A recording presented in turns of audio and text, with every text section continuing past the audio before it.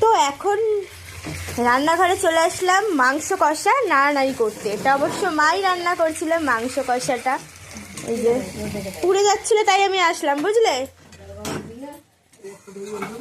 কি মার শর্টকাট রান্না। এখন এই মাংস কষাটা ঢেকে মা বাড়ি যাবে টিভি দেখতে, তারপরে এসে এর মধ্যে গরম জল দিয়ে রান্না করবে, রান্না করে মাংসের ঝোল বানাবে। মা সত্যিই কি মাথায় বুদ্ধি, বুদ্ধিটা কার থেকে পেলে? আমার মোটেও না, এই বুদ্ধিটা আমি শিখেছি, মানে বললাম যে মা তুমি মাংসটা কষাও, ততক্ষণে চলো 8টার সময় মা স্টার জলসায় পরশুরাম সিরিয়ালটা দেখবে, যেটা আমার ফোনে হয়, কিন্তু মা ফোন থেকে দেখবে না যেহেতু আমাদের বাড়ির টিভিটা খারাপ হয়ে গেছে।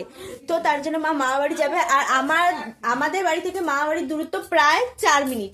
তো ওর জন্য মা মাংসটা কষালো, মাংসটা যেহেতু কষিয়ে গেল, ওখান থেকে মা বাড়ি থেকে সিরিয়ালটা দেখে এসে গরম জল করে ওই মাংস কষার মধ্যে দিয়ে মাংসের ঝোল রান্না হয়ে যাবে।